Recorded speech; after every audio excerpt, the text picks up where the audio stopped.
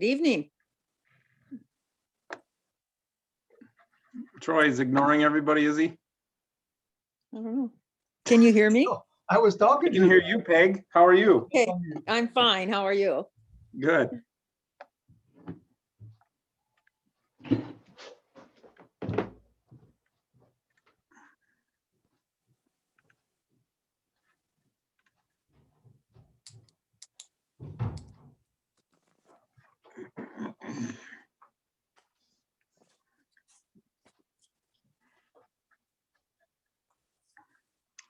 I was on a Zoom meeting earlier today, and I don't know how many, there might have been 20 people. And I checked into the room and I sat there for about 5 minutes and nobody said a word. And so I finally unmuted and said, "Hey, is the sound working in here?" Well, they didn't know what to say. Yeah, well, that's usually the thing. I think that, Zoom and WebEx and those types of things are so interesting, but there's definitely quirky things about them that you kind of have to work around, Exactly. Yeah.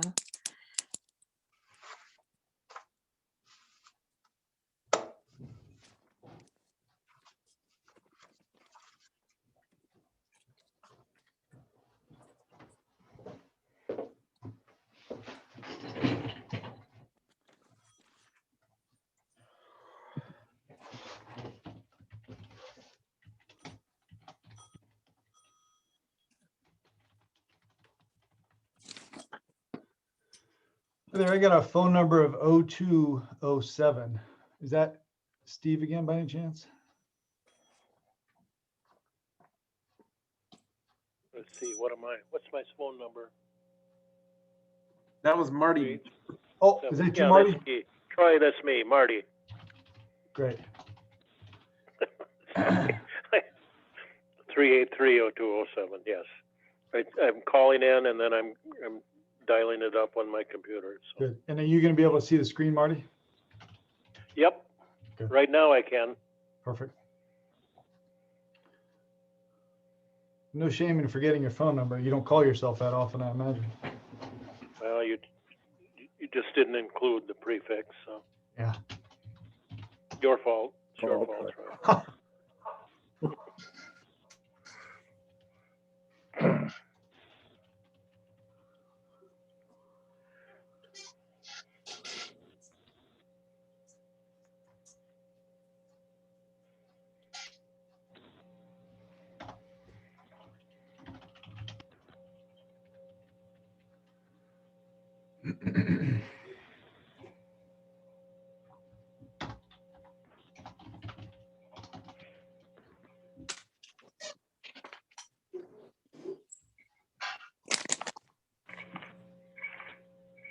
I guess we're way early here.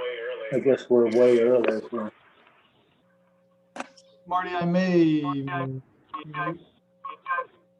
mute your iPad, Marty.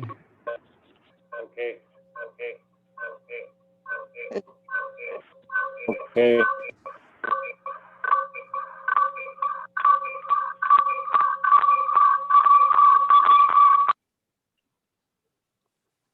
Now, Marty, can we hear you if you talk? I'm not sure what I muted.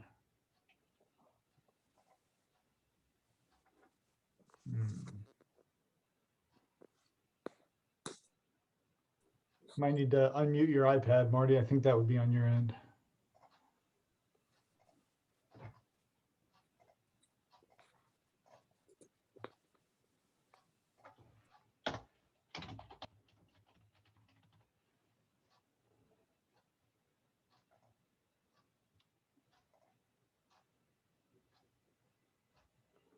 I still can't hear you. I'm sorry. If he's using his phone for sound, it'd be if you can get his dial pad up, it's a *6, I think, isn't it? Is that the same thing for Zoom as it is WebEx? Hello, can you hear me on the phone? Yeah, we can hear you. Yep. And I'm getting a little feedback yet. So go ahead and mute the iPad. Clint. Well, in my brilliance, I named both your phone and your iPad Marty Brewer, and I don't know which is which. hear me now? Yeah, we can hear you all right. Yeah. You need to do *6 on your keypad. I don't know where your star is.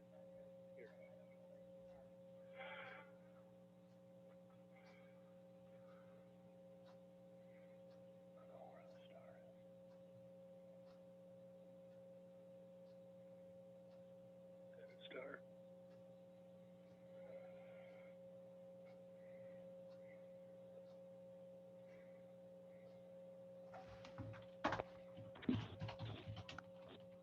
You might want to reconnect the iPad and then dial in through the phone.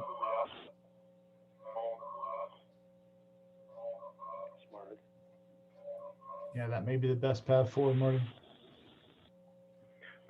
So what was that, Mark? What do you want me to do? Close up the iPad and then start back when it comes up. Click when it's coming up. Click on there and say you're gonna dial in, and then go through the process.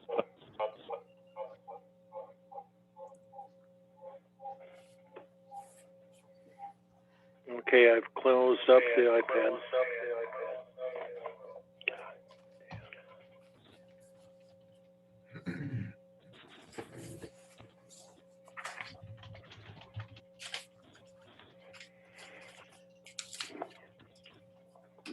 You're gonna want to cut your phone off too, and then come back and say dial in when it sets back.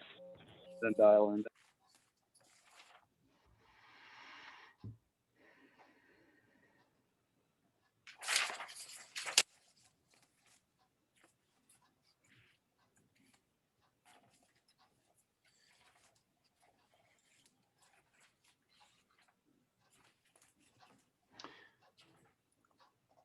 While Marty is waiting on that, I've got a name, Floyd Bartow Jr., which I don't recognize as county board member.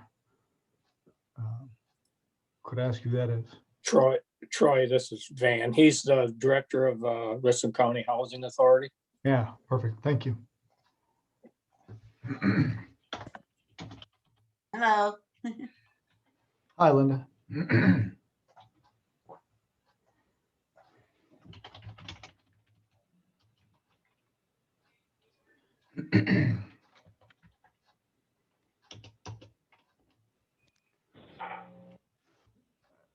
Marty, you out there? There he comes again. I just dialed back in. Can you hear me? You can, yep. Okay. I'll call the meeting to order. We have a 3-part agenda, and I'm assuming all the proper notification was made. So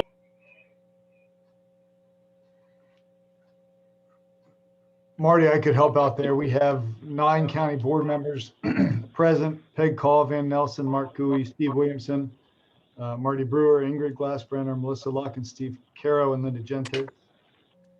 In addition, you got myself, Troy Maggie, Jason Glassbrenner, Clint Langrack, and Floyd Bartow, and Sean Murphy Lopez is dialing in. so we don't have a quorum.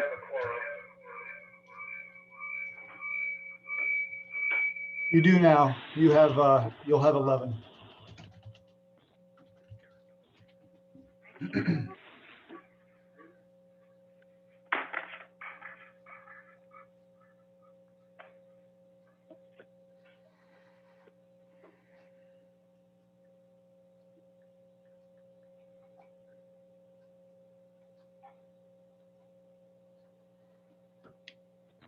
We've got 11 board members present, Marty. Okay, I just joined. Hi, Lee. then I'll turn the forum over to Troy Maggie. Good. Appreciate it. Thank you all. Well, welcome back to meeting 3 of 4 for the Richland County Strategic Planning. I'm Troy Magid with the Southwest Regional Planning Commission, walking you all through this. I think we have mostly familiar names here. We have Floyd Bartow with us. Thanks for joining from Housing Authority. I'll do sort of the same format. We'll bounce some things back and forth by sharing screen. If you can't share screen, let me know. I'll make sure to speak to whatever's up on the screen. We do have today is our today's the third of, let's see here, excuse me, someone else is coming in, apologize.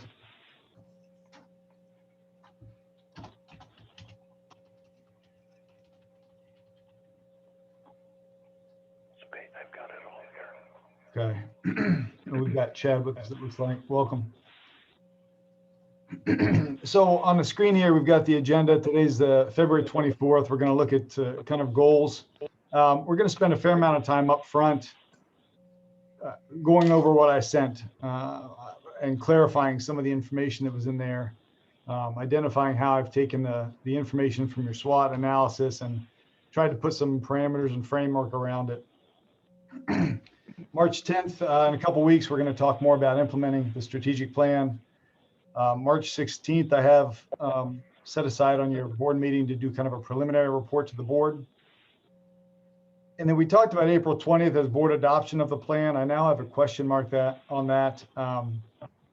Probably a conversation for Marty and Clint and anyone else for that matter, but that's a tight turnaround time for me. And if I get it to you on the 20th, it's not fair to suggest that you'll adopt it. So perhaps April 20th would be more of a presentation of the plan and allow all you folks to kind of look at it, churn through it, put some thought into it and that sort of thing. So, but generally moving in that direction. Agenda for today, we're going to kind of talk about the four aspects of how I framed your SWOT analysis. We're going to call them perspectives, essentially 4 different ways to look at the county, to frame this plan up so it's holistic and its ability to achieve what you want. We'll then move into looking at goals for the county, how you're going to achieve some of these things. We did take some time. Hopefully some of you had a chance to look at the other strategic plans. And then we got a bit of homework. Any questions on this at the moment? Okay.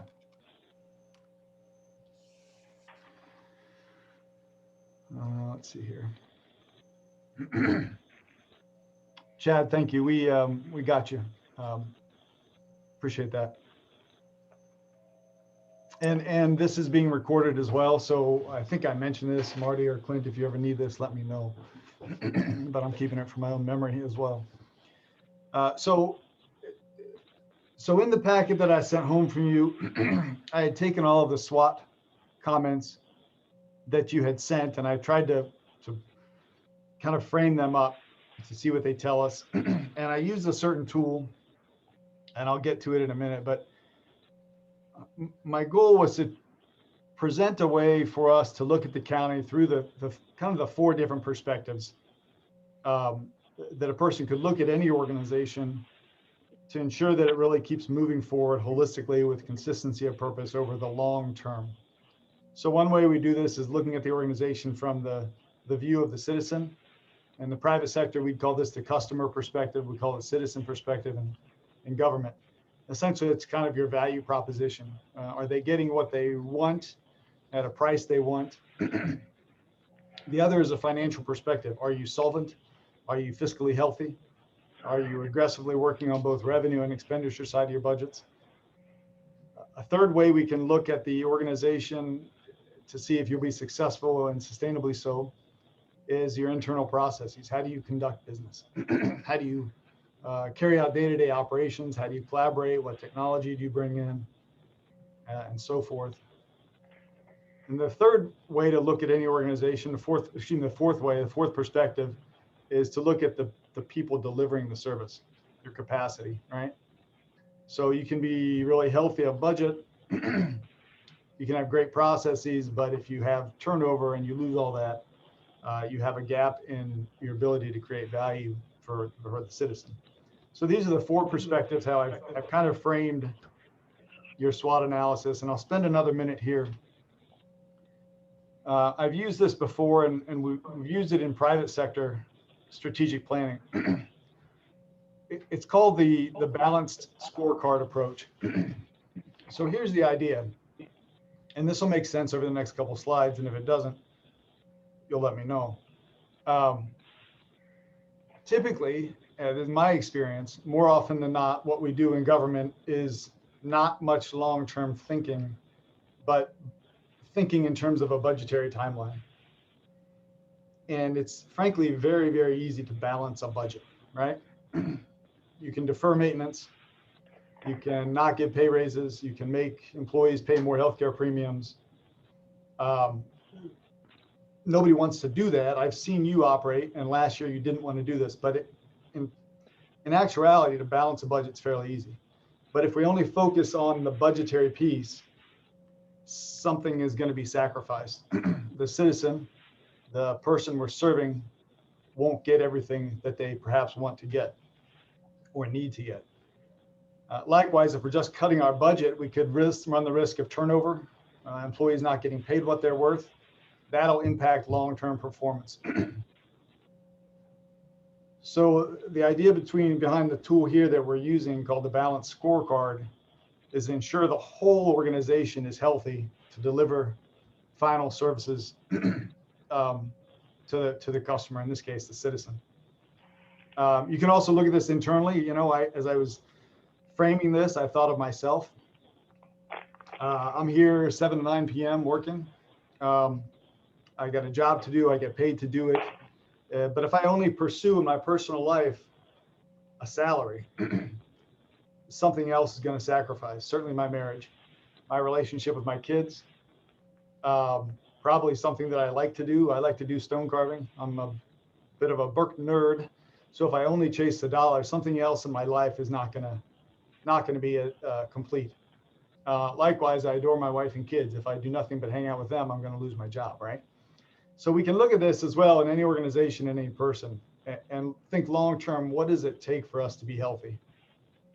And it's called the Balanced Scorecard. I'm kind of dating myself as either too young or too old. Generally, I'm a Gen X guy, so baby boomers sometimes miss my analogies, and millennials as well. But as I was growing up, we had these pogo balls. Does anybody remember these? You had them, or your kids had them? What you do is you can see the kids there with their peg jeans on the right from the 90s. You stand on this pogo ball and you got to balance on it before you move down the road, before you bounce and you move down the road. So whether this connects with you or not, to me, this is what struck me is, all right, we've got to be pretty well balanced as an organization before we can move forward. The term firing on all cylinders perhaps would also apply. So what I've done is taken your SWOT analysis and I've tried to think, okay, does this apply? And I found that I think that it does. We heard, as you told me, about your strengths, your weaknesses, your opportunities, and your threats. I heard you talk about growing tax base and your revenue. I heard you talk about debt service, capital assets, capital improvements planning.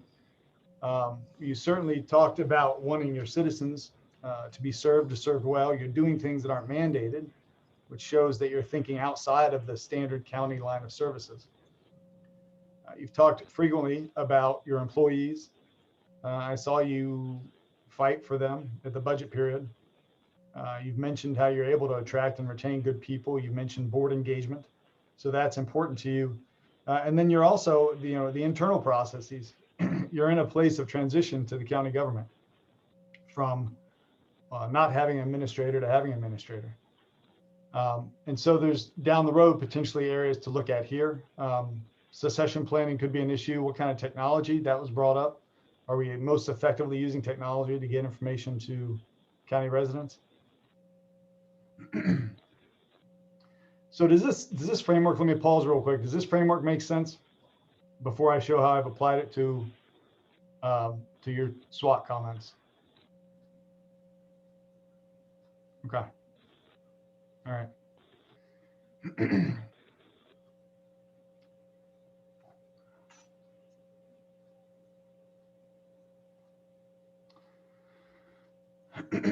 So what I mentioned is I took your SWOT comments, and I've kind of plugged them in to these 4 quadrants. So I mentioned the financial perspective. So the idea here is, if we look at your county and your county's financial position, will we know that we're successful financially? So some of the things I heard you say are down here at the bottom. Whoops, sorry about that. Down here at the bottom. Economically speaking, you've got some jobs. You've got a growth of lower wage jobs. You're losing population. I don't know who it was, Dave Turk maybe, or Cooley, one of you gentlemen. The last thing at the last meeting was growth. Clear recognition that tax base enables you to serve. Comments such as the opportunities you may be not capitalizing on to work from home. Broadband is a barrier to economic growth, housing needs. And then also, you've invested already in an economic developer, a non-mandated position. So as I was hearing you, what I think I could distill from that is that if you look at your county strictly from a financial perspective, you'll be successful if you're working to improve the county's financial position. And now I'm reading this statement at the top. You'll be successful if you're working to improve the county's financial position, both by contributing to economic development initiatives to support tax-based growth, and also cutting costs through the organizational effectiveness. What I didn't hear you talk about was cutting services. And there's still time to inject that if you think it's important. But even when we talked about the university and its challenges, even when we talk about non-mandated services, there was no interest that I heard to cut services. But you are hiring a county administrator, which costs money. Typically that's done to find countywide efficiencies. So I've plugged that in there. So does this statement sound like something that you would want to pursue?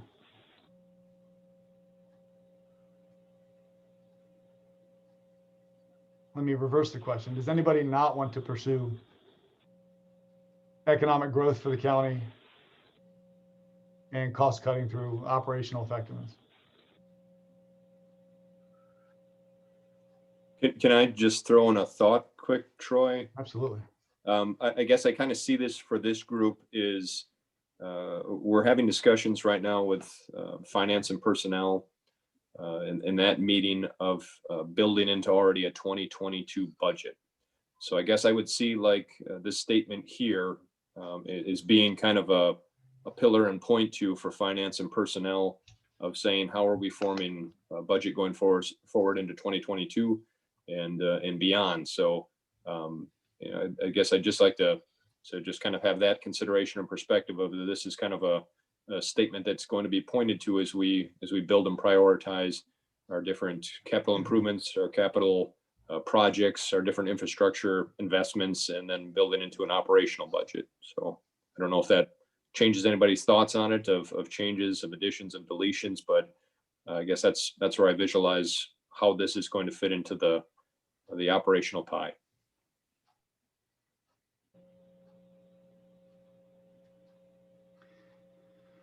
Troy, this is Mark. When you talk, I mean, to me, this hits it right on the head. Because when you talk organizational effectiveness and cutting costs, I mean, just because we have non-mandated programs today doesn't mean that going through this process, there may be some of that disappears just because it's not, we're not back with what we. Yeah, and that's the tension, right? Because I've shared with you my thoughts. A part of strategy is we often think of in strategy, what are we going to do? But there's always trade-offs because there's not infinite amounts of money. And so a core part of strategy is deciding what that trade-off will be, right? And if you can find infinite pots of money, sweet. But more likely than not, there's going to be a tension there where we got to figure out highest and best use. Is that what you're getting at, Mark? Is no trade-offs have been brought up, but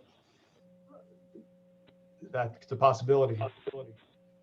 I would agree completely. Yeah. Okay. Well, good. So we'll hold this for now. Financial perspective will be successful if we can improve the county's financial position. Troy, one thing I'm not, I'm thinking ahead, we're talking tonight about creating objectives that fit underneath each one of these eventually. And one thing that, I think the county board in the past has set as a goal is to build up our fund balance. And that kind of has to do with improving our bond rating, which got downgraded 4 years ago, I think it was now. Yeah, right. And I guess I don't know how that fits into this statement, if it does. Maybe it's that second part of the first bullet, cutting costs through organizational effectiveness, but Yeah. I just want to make sure that we can talk about that within this that statement there. I just want to make sure that that statement encompasses that. Maybe it does. I know that's one thing I think about a fair amount. Yeah. One thing I meant to say up here, that's huge, Sean, thanks. This shouldn't constrict us. As we think about goals and projects, we shouldn't start by saying, okay, which box do I put this in? I can sort that out for us. This is a tool to help us structure our thinking. And generally, at the end of the day, we ought to be, this is sort of the gut check. Oh my gosh, everything we're doing is financial, but can our people do this? Do the people we serve care about it, right? It's as much a gut check and also it's another point of integrity for our plan. Because you can chase the moon, but if you don't have people to fly the spaceship, no sense building the spaceship, right? So I've mentioned a couple other checks of the integrity of the plan, right? Our aspirations have to align with our capabilities, right? We've got to be able to do what we say we're going to do. And then whatever we're going to do, our practices should stem from our principles. They should be of us. So there's integrity pieces to the plan. So Sean, yeah, absolutely. And that's the stuff that we're looking for. Does it belong in this box? Probably more than anywhere else. And we can sort that out. Also, I want to leave the door open here because some of us think differently. If as I'm talking, like exactly what Sean did, you've got a project, an idea, an action, a goal, throw the name onto it, a random thought, let me know what it is. You can shoot it to me in the chat or bring it up because I'm going to scribble that down and we can come back to it. But I want to make sure that nothing that's in your head escapes. Sometimes my mind is a sieve. And if you're like me, I want to help you out and send some stuff my way. All right, so we'll sit on this for the moment. Thank you.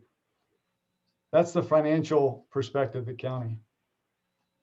Hey, Troy, Yes, sir. this is Lee here.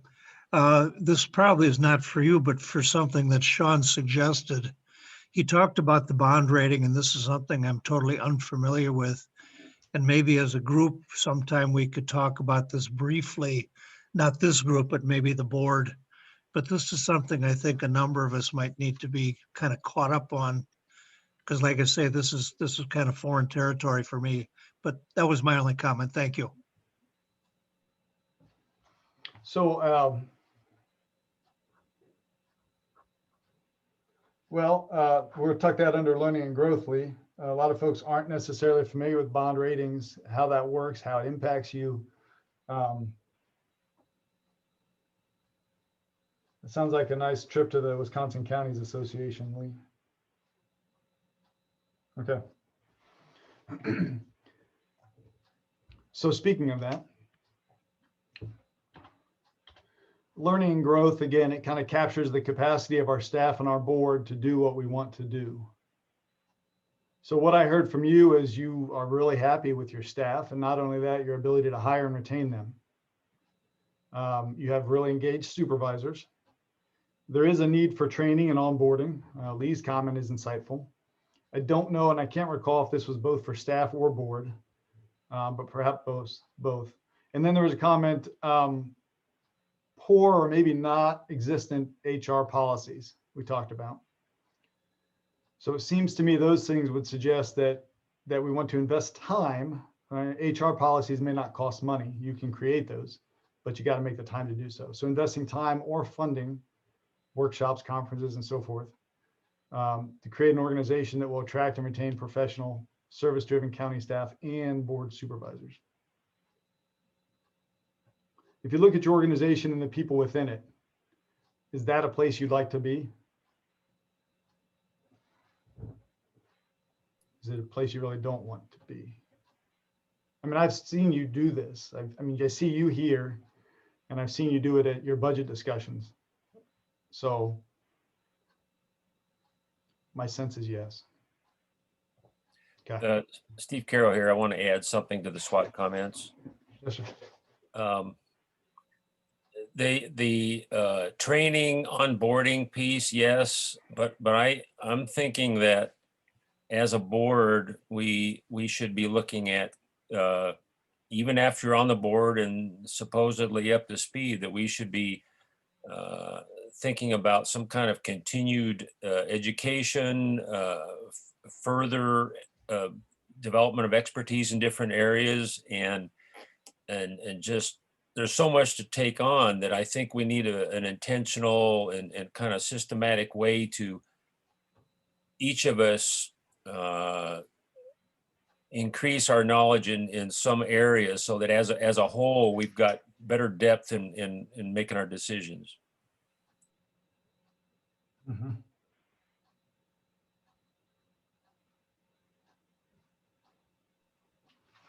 I just want to say, this doesn't have to do with this, but because of COVID, we didn't have the every 2-year training that we always have by the counties.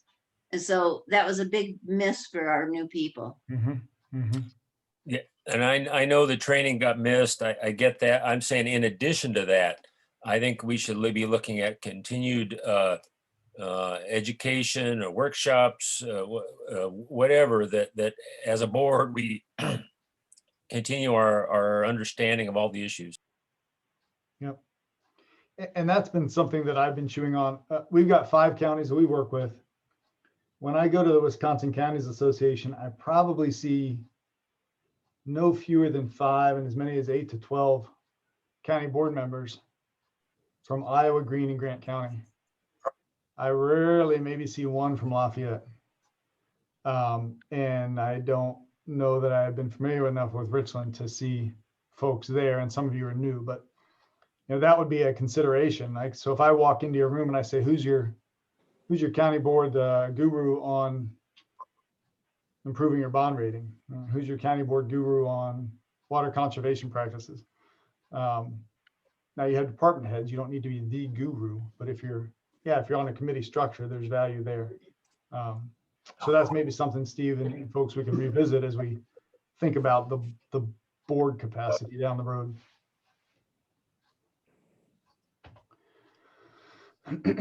So your internal processes, again, in the private sector, we call this kind of your business practices.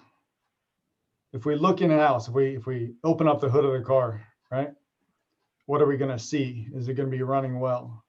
So some of the SWOT comments I heard was self-sufficiency. You're obviously converting to an administrative structure, so this is on your mind. You've got no fewer than, I think, 3 or 4 partnerships that I know of with Richland Center. There's the joint funding of economic development, the acquisition of back tax parcels, EMS or fire, one of these, right? So you clearly have a partnership there that you're looking to leverage. And so if you look inside at the organization, are you going to find is this something you want? Do you want to work to find the efficiencies through continual improvements in service delivery? And to do that by adopting new practices or technologies, and also leverage those partnerships. Now, some of this you're doing, of course. Some of this I've grabbed onto, like technology, some technology adoption and so forth. But big picture, does that kind of capture how the organization should be operating?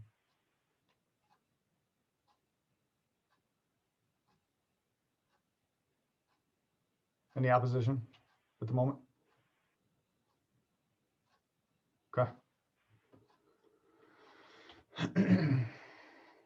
And again, in the private sector, we would call this the customer perspective. We'll call it citizen perspective here. effectively, this is your value proposition, right? We want this to say who we serve, what services we provide, and generally at what relative cost. That's what a private sector value proposition is. So if I'm a citizen, can I look at the county and say, these folks are providing me really with the highest quality of service and what I think is the most cost-effective manner? You're going to want them to think that if you have to put a referendum out, right? If you wanted to. Carol here, I'll add something here. Yeah. Throughout the whole discussion, but I think especially here, to me, the challenge is going to be metrics, measuring. How do you say how do you measure it? And so we need to be thinking about in the back of our mind all the time, if we say that you have these goals, how do you measure progress? Yeah, and we'll get to that, Steve, a bit down the road. It's certainly an absolute gap in my knowledge about the county. I don't know what data you're tracking. And so if this is your first strategic plan in a while, it may be that creating a baseline for some of this data is where we're going to end up. And from there, we can figure out which direction we go and by how much. But we'll circle back to that. So provide highest quality. Sorry, David Turk is under here. Let me take a note. Providing the highest quality service to the county in the most cost-effective manner. Again, you've talked about the engaged board, but also the perception that maybe people don't know who the county board is or what you are and what you do. Quality of service these days is really tied to technology. Are you getting the meeting notices out? Or people know what's going on? Can they stay at home and engage? And then you talked about sort of that gravitational pull of Richland Center. So Richland Center maybe thinks this. Does Yuba think this? Does Casanova think this, right?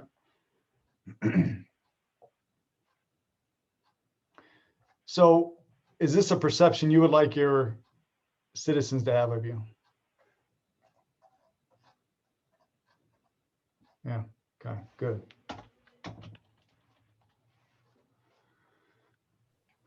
I think it's good, Troy. I see there weren't many comments that we had under strengths and weaknesses for the customer strategy. And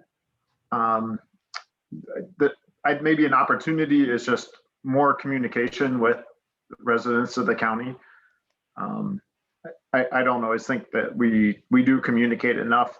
Also related to the financial piece of it, the perception out there about the county, how do we communicate that things are on the mend, or how do we communicate the state of the finances of the county? People have a very simplistic view of the finances of the county. They either think that, we're broke or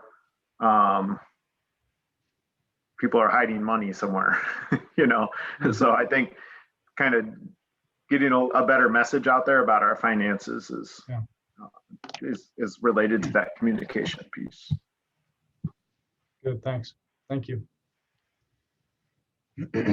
So I want to check in real quick. The other thing that I'll mention, again, these are guides, and this is the same information I've reframed it, and you'll see why in a moment. We've got the citizen perspective, the perspective we have of our internal processes, our capacity of people to do what we want to do, and then our finances. To Sean's point, I think it was Sean's point, again, this is a framework. Some of this stuff is going to blend in between these little boxes. So again, I'm not trying to jam stuff in boxes, but I'm trying to make sure that holistically as a county, we have a whole organizational health. So citizen perspective, if our citizens look at us and we say, well, they're providing the highest quality of leadership and service, and I can afford it.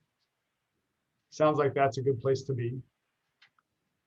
If we look in-house and our perspective of our organization is, well, we're finding efficiencies. We want to continue to find efficiencies through continual improvement. We're adopting new practices and technologies and partnerships. This doesn't mean you have to be an early adopter of every technology out there. I'd probably recommend against that. But moving forward into technologies, right? And then if you can look at all your people, your staff and your county board members and say, you know what, these are awesome people. And they're awesome because they're awesome, and they're awesome because we're investing time in them and funding to build them up to be top-notch professionals. It would be wonderful if people came to Richland County to poach your people, symbolically. If they can offer more money to you, then that's a problem. But you want to have the people at the top of their game, right? Service-driven people, staff and board supervisors. And you got to invest in them, which is oftentimes missed, unfortunately. So the investment there. And then lastly, if you look at your budget and you say, well, you know, we're better off and we're going to continue to be better because we're funding economic development, your tax base, and we're finding efficiencies. And I didn't put it in here, but if there does need to be some trade-offs, some cut costs, so be it. But it's done to make the organization overall more effective.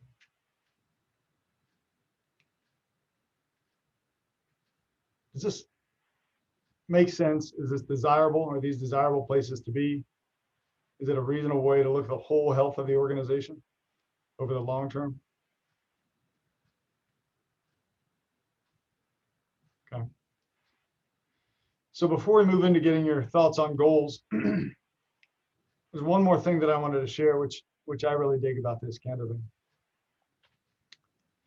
All of this stuff stems from and drives you toward your vision.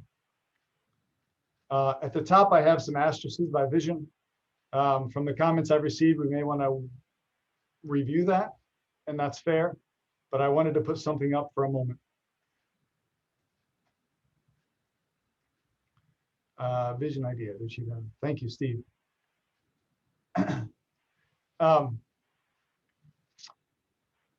So here's how this is, I think, fairly slick is by looking at this and looking at the work you're doing, you can trace value as it flows through Richland County government, right?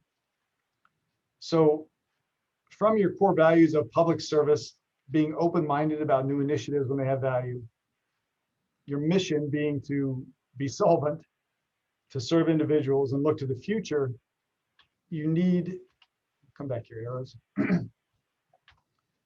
All of that drives your desire to be solvent and to have revenue, to grow your tax base, and to find efficiencies. You do that because we're all knowledge workers in county government, right? That's a 1960s term created by Peter Drucker. What we all bring to this is our knowledge. I'm not bringing my wood lathe. I don't have manufacturing equipment. We're knowledge workers. So the reason we generate taxes is to serve, it's to have the people, the top quality people, who then in-house,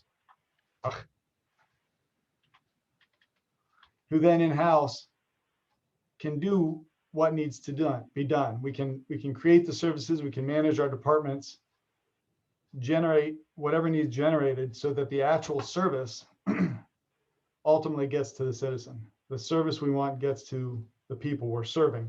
Once that happens, once we have the money to hire awesome people to do great things for our people, right, we've reached the promised land. So what does that mean? Is this conceptual and academic? No. We have a goal to grow the tax base. Jason Glassbrenner told me the other day he's going to grow the tax base by 20% next year. Is that what you said, Jason? No, he didn't say that at all. But we obviously want to grow the tax base because we need to fund these programs, right? And I'm recording this, Jason, sorry about that. Jason did not tell me that. So because we value public service, we created this position of economic development director to focus on the revenue side, the tax base side. When Jason comes on board, we give him the time and some of the money. If probably in another year, he would attend a training or two or a workshop or conference. But in the meantime, he's stuck with us at Regional Planning, Prosperity Southwest. He's on the phone to Department of Admin about CDBG a lot, Department of Revenue about TIF a lot. You're giving him that room to get himself into this job, learning and growth, so that he can do sweet and awesome stuff like find that partnership between Richland Center and Richland County to coordinate on getting the back tax properties to put housing on them, because housing is what our workforce needs. And you're infilling using existing infrastructure. so that people can choose to live here, right? So I'm really serious that this is not conceptual academic. We can actually look at really successful things you have done and plug in here. The other one I would use is your Traffic Safety Commission meetings, if any of you have been to those, right? The financial side of this and the learning and growth kind of go together, and this is where nothing falls in a box. What these folks do, your highway commissioner, your sheriff, your health department director, state highway patrols there, municipal police are there, and DOT, they come together and they actually review crash data, police reports. Was it distracted driving, bad weather? It's a completely stretched flat road. What happened? Was this a bad curve or a blind spot? What they do is they come together both for learning and growth and to look at the traffic accident to see if they can eliminate the cause. They identify the cause as a team and they work to eliminate it, because at the end of the day, we want our residents to be safe. And if there's something we can control about that crash, we address it so people can live here and be safe, right? Have I beat this horse dead enough? I think it's really important to see that, like this, when we look at these different aspects of the organization, we can literally trace the flow of value through the county to our people.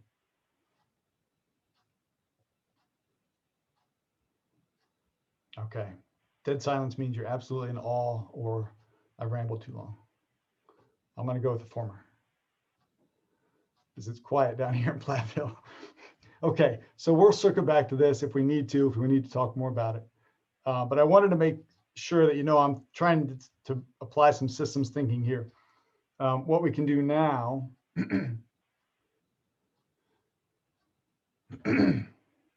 okay, and here's the same image. All I've done is in the white boxes tacked in the phrases that we've been mentioning. The highest quality of service and improve the county's financial position and so forth. Anything you want me to hear before we move on and start talking about where we are with our goals? Let me look at my notes and see if I omitted anything.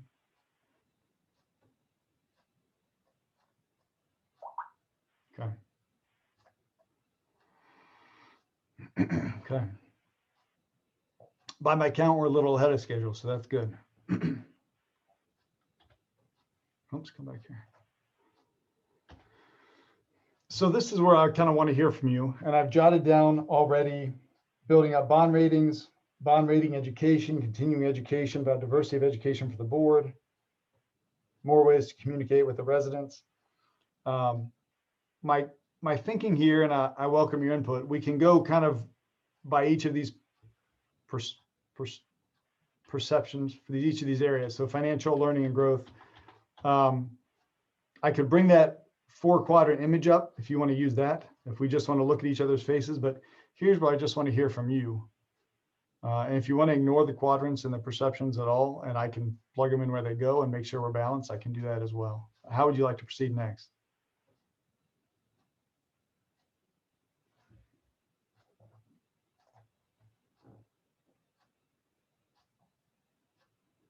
All right, then let me ask you all, we'll start with financial.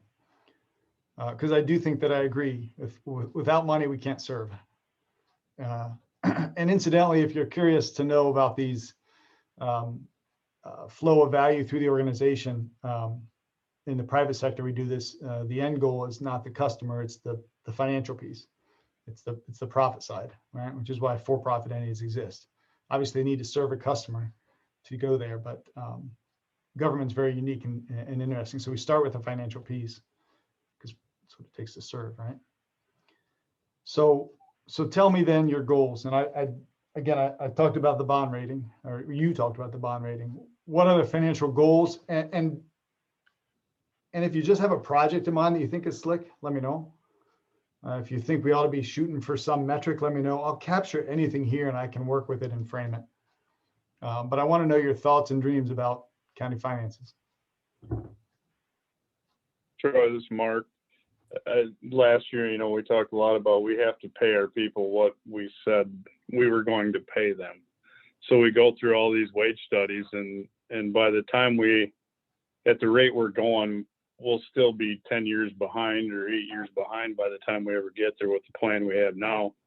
So in my opinion, it has to be put up on the front on the front burner instead of the back burner. Because if you don't take care of the employees, then all the rest of this is going to go to the wayside. And it's going to take some difficult conversations and how we are going to get that done. And in my opinion, that just needs to be at the top of the list. What am I calling that, Mark? That's meeting your, you have a schedule in place, right? That you're trying to hit. Is that the right term? Yeah, that'd be the best way to put it. There's a schedule.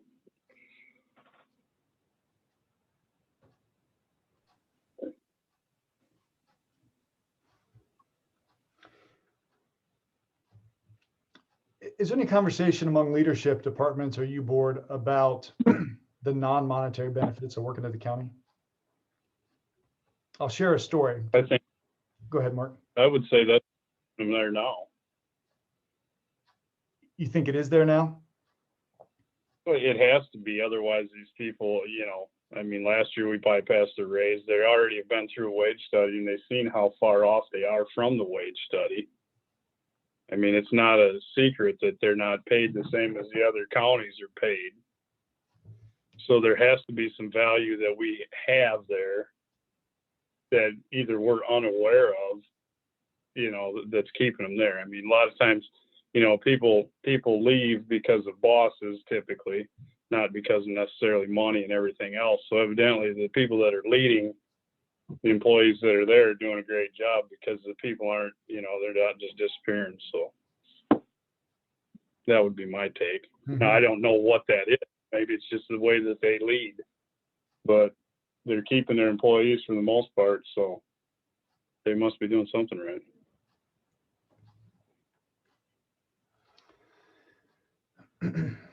I'll share a story here briefly. We try to meet market rates at regional planning. I've got 5 counties I serve. We operate kind of like a private sector entity, although we get grant funding, which helps. But we're stuck in 5 rural counties.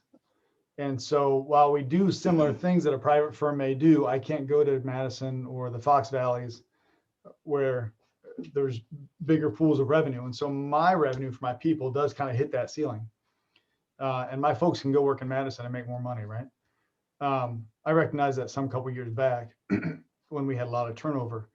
And so now twice a year, we get out of the office as a team. About 2 years ago, we paddled the Pine River. I can't remember the guy's name with all the canoes, but he put us in somewhere between Center and Rockbridge. And then he told us all about being a business owner in Richland County, Richland Center, and told us about the history. Another time we went over to Monroe, took a whole day, did the Stewart Tunnel, the giant train tunnel. We went to the Cheese Heritage thing. I've had people say I can make more money, but I kind of dig these outings. They like the culture.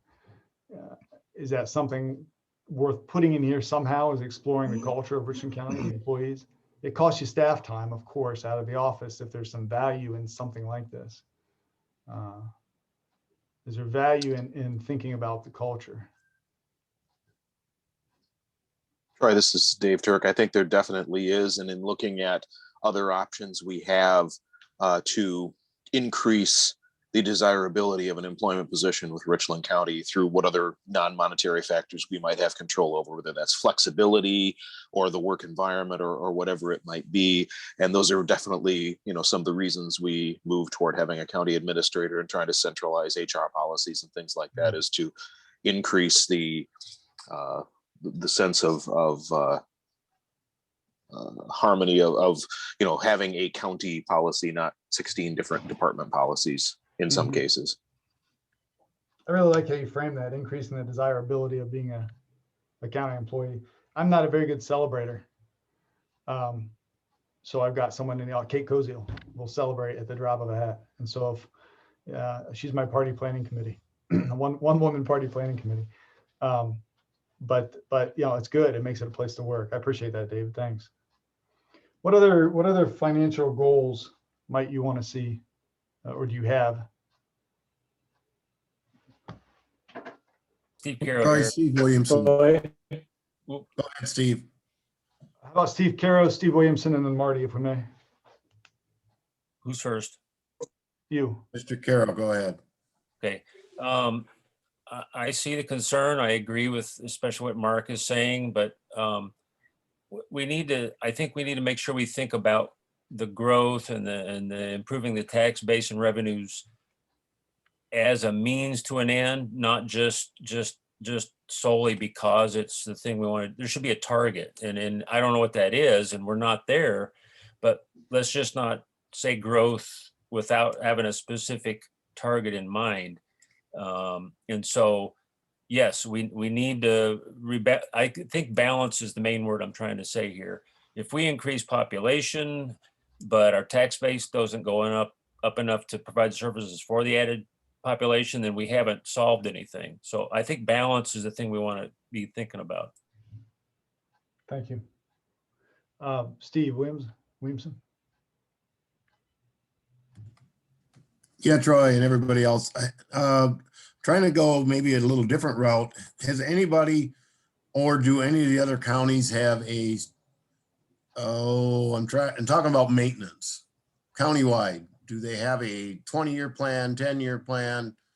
As of right now, we really have nothing. We just fly by the seat of our pants. And is that all? I mean, this is my first meeting being able to have time to attend. So has that been talked about at all? I mean, financially, it's still part of being financially sound, but you still got to figure out a way to get there. As far as we own a lot of stuff, and it all has to be maintained. Yeah. I can tell you what I see in other counties. It ranges from nothing, we'll fix the culvert when it collapses, to more often than not, departmental capital improvements plan. The highway guys usually got something. Maybe it's a couple years out or it's triage, but they've got something there. And then maybe there's a building and grounds, which like for Iowa and Grant lately, it's been the jail justice center stuff, which I think you all have been talking about. I know Lafayette's talking about it. But as an outsider, I struggle with why those would be separate. If you're going to bond for capital facilities, all of that goes against your bond limit, whether it's a road, a bridge, or a building. And so what I'm hearing, Steve, it sounds like is something holistic, a holistic capital improvements plan. And then the trick would be, how do you prioritize, right? Am I capturing that right? Yeah, and we are working towards it, but I was just curious what other counties, but it's about what I figured. Yeah. Marty. Well, that Steve covered most of what I wanted to say, but we have to have a capital maintenance fund, an improvement fund, a building fund. You mentioned the jail finance, or the government, the Judiciary Center, I guess we'd call it. And that's, guys and girls on the call here, that's looming large in our future. We are just getting by right now with our current jail facilities.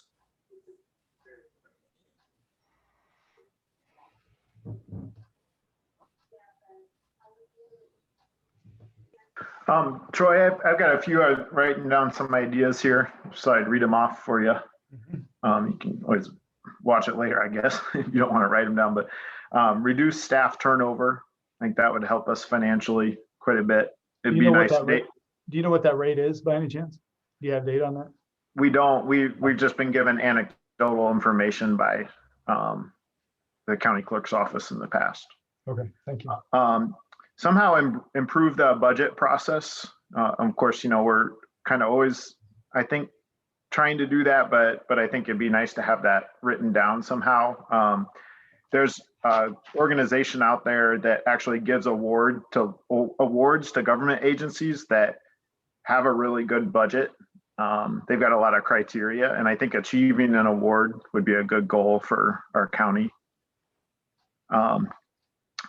I like the idea of increasing the population and the tax base, and having them tied to each other. We have a pretty high tax rate per $1,000 value on our property. I think we're 6th in the state out of 72 counties. So it'd be nice if we could get that lowered so that we're not so high compared to other counties. So just having more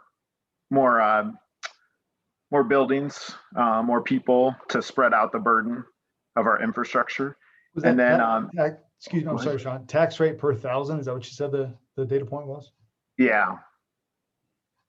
And then increasing outside grant funding. I think we actually do a fairly good job of that. We get a lot of state aid compared to other counties. At least the Green Book says that, but I think we could get more. And then, yeah, I like what Steve Williamson was saying about the capital improvement program, his question. I think we just need to more formally adopt a capital improvement program. So make it like a formal thing where we're looking out several years. And I think that's already underway, but it'd be nice to, have that written out as a goal. Those are my ideas. Thanks. Yeah, good.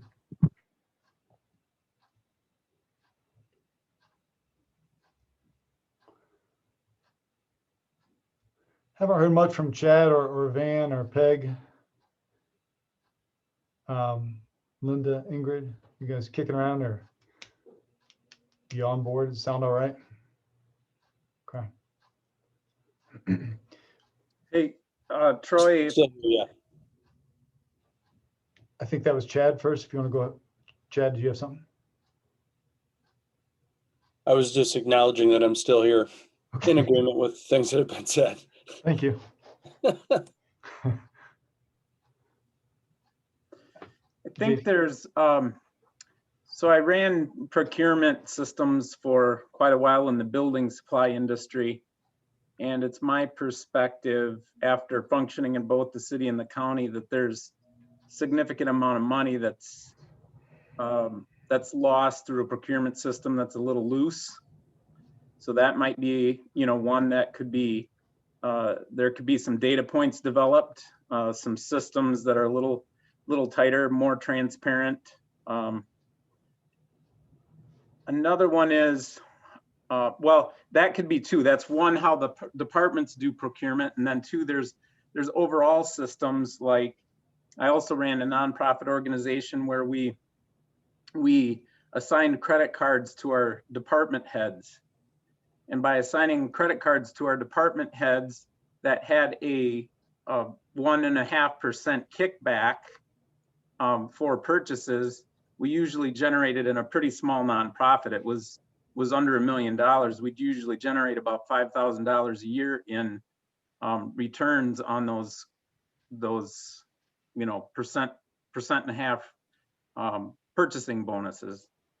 So there's several things like that that I recognize inside the county and the city, both actually, where I think there's quite a bit of money left on the table. Yeah, good. Thanks. What about joint, and maybe this happens, some joint procurement? I'm sure this probably happens around salt or sand or whatever you use on your roads with townships. Is there processes in place for any other joint procurement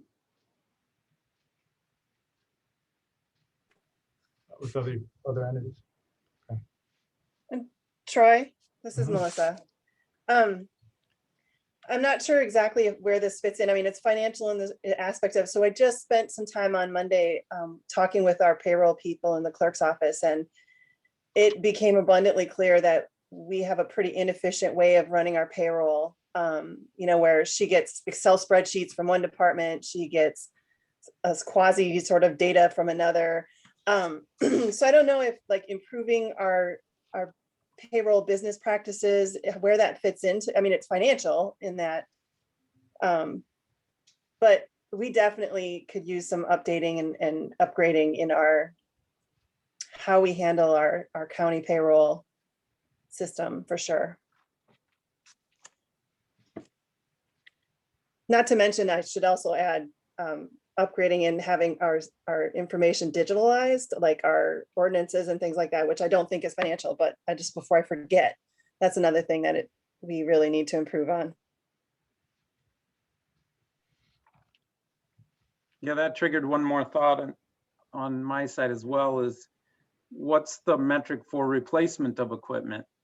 If you're simply going into a department and saying, well, we replace our equipment every 3 years, and there's no data behind that, you might have a piece of equipment that could last 10 years because it was the exceptional one created at that time. In other words, there's no additional maintenance cost to it. It's still running excellent at high hours and high miles. But because our system is, well, we do this every 3 years, you're basically spending money that you don't have to. So there should be some type of data point that says, well, if a piece of equipment starts to cause us this much trouble, or this is how much we expect to place in maintenance, and then the effect of that maintenance, like the repair that we just did should make it good for another 10 years. Then there's analysis in those types of things that I think could yield some efficiencies as well.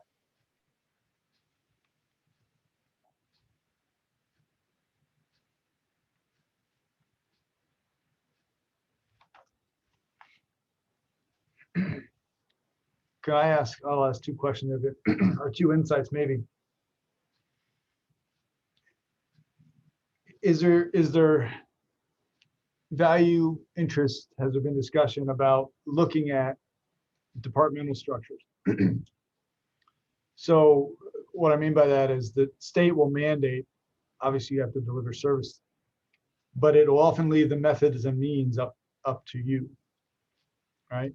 By which I mean how you go about delivering the services is up to you. So for instance, over the last 3 to 5 years, Lafayette and Grant County combined land conservation and zoning. There's overlapping, kind of the degrees, the education kind of leads to one of the two. There's complementary pieces there when you think of manure storage. There's some touchy things. Zoning is oftentimes regulatory as opposed to maybe more incentives based on conservation. So there's some things to be aware of, but it found some savings and efficiencies in department heads and committees and that kind of thing. Lafayette, for some reason, has one department and 2 committees. They never join the committees, which is peculiar, but Grant has the one committee. Somewhere along the lines, you all had a conversation because you have, I think, a health and human service department, health and social service, as opposed to a health department and a social service department, right? Emergency management is its own person. Is he his own department over there, Darren? And Lafayette County, Teresa Burgess is the lieutenant on the sheriff's department, and she's emergency management. And I think Tana McAllen she's a civilian, non-law enforcement, but is she in the sheriff's office or is she her own department? At Greene County. In Greene County, she kind of operates with her own budget, but as far as reporting, she falls underneath the sheriff, I believe. Yeah. And so my point here is each of these are right if the county, likes it that way and likes the structure and it works. Is there room to evaluate that and look at that? Steve Carroll here. Maybe more than one of the county links you sent to us, they talked a lot about lean government, and I did not chase that rabbit, but I wondered if you're familiar with that and could speak to that. Yeah, I'll do more so in 2 weeks, but that's a sequel, Steve. I can't give it all away. No, a big part of lean government is a lot of what we're talking about now. And a lot of it is about keeping this stuff alive and moving forward. And we're going to use that. Well, I take that back. There's a continual improvement and then there's lean government. I think we're still at Richland County, maybe moving into the continual improvement process, which would be important to have in place if we're going to move into lean, more lean government stuff. But we'll be talking about the plan, do, check, act cycle in a couple of weeks and how we're going to hopefully apply that to this. But there are some folks out there, workshops, trainings, some experts who can start that conversation of lean government. And maybe that's maybe down the road, it'll fall under our internal process framework. Maybe now it's kind of your educational piece. But yeah, again, this goes back to what I was saying earlier, that even if we don't actually implement some of this stuff, if we start getting aware of it, it'd be helpful. You bet. Troy, I've heard the ideas thrown about once in a while about just what you mentioned, even with that very example that you mentioned. Sometimes from my experience, it's pretty easy to have someone throw out a reason not to, and then have it not go forward. And so I guess I try to think about like, what's the problem we're trying to solve if we're going to combine, say, departments or committees.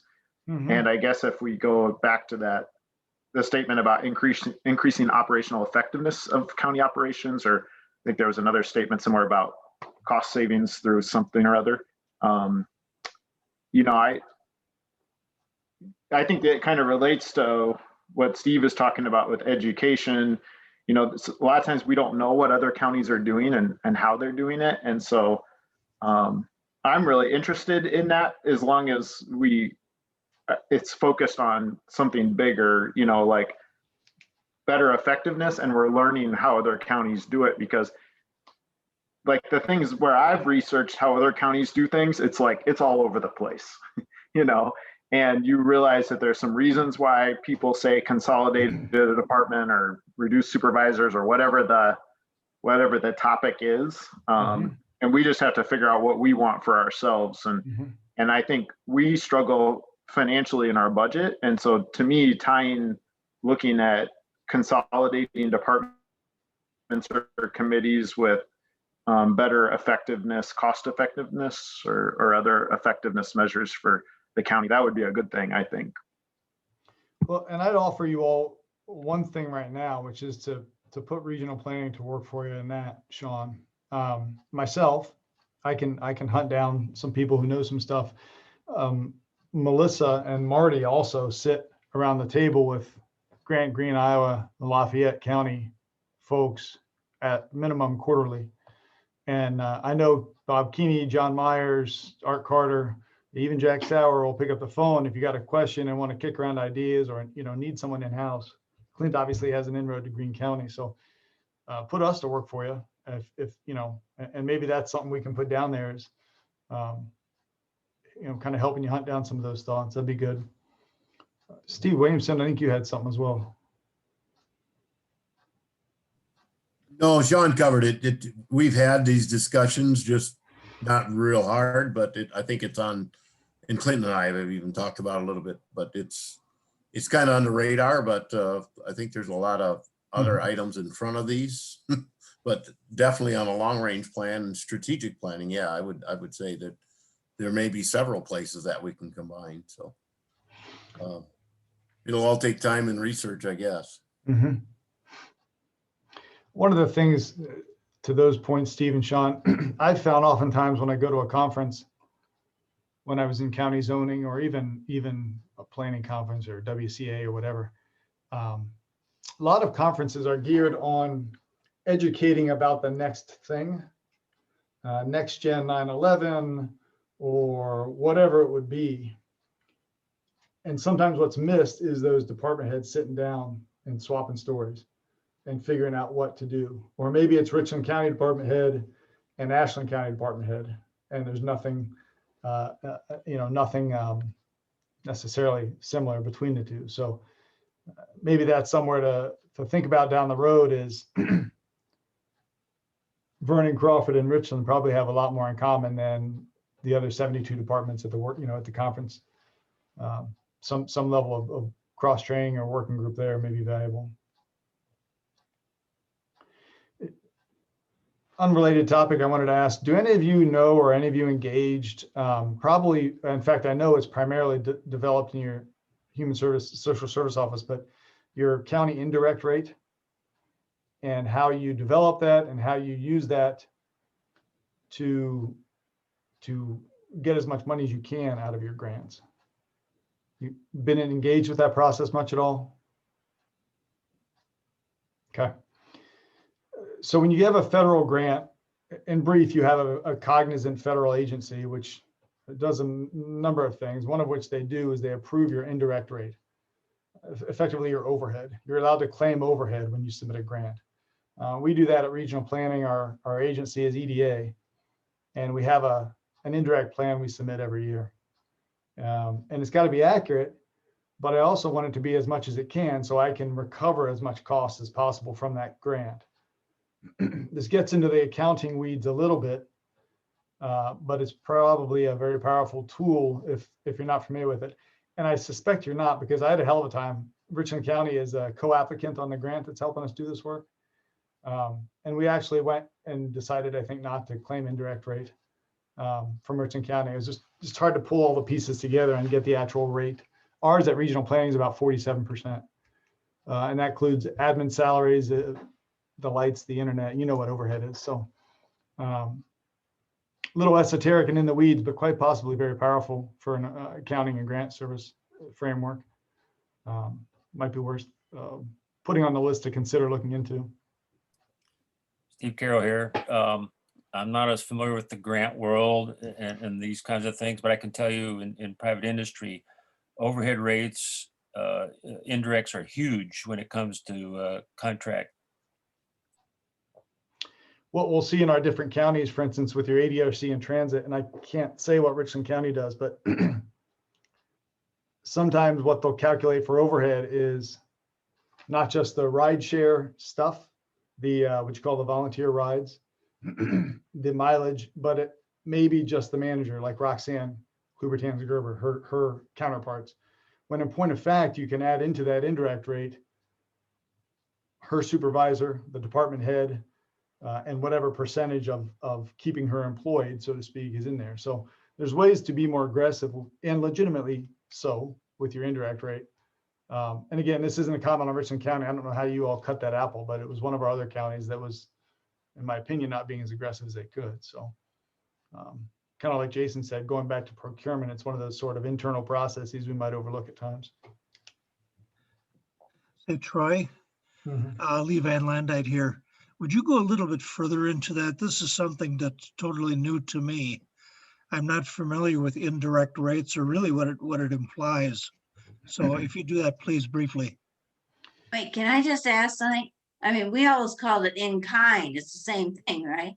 No, yeah, no. Nope. Private sector, you'll call it overhead. When I buy this pen, I'm paying for the ink and I'm paying for the plastic and I'm paying for the metal and I'm paying for the manufacturer and the labor. But I'm also paying for the lights in the factory, the transportation to get it here, all of that stuff. Now, if the facility costs $1 million, I'm not buying $1 million pen. But if they turn out 3 billion pens, they're going to put a portion of the costs of the lights, of the facility, and all that on each unit they produce. The biggest thing we produce is labor. And so the indirect rate is applied to our hours. So at regional planning, if I get a guy making 20 bucks an hour, their billable rates, if they have family benefits, when I add in fringe and indirect, their billable rate's going to be, if they make 20 bucks an hour, and this will be the same for you all, is going to be closer up to about 40 to 42 bucks. By the time you add in 18 grand, 19 grand for health insurance, 17 grand, whatever it is this year for a family plan. And then just the indirect, like you all said, you have a lot of assets.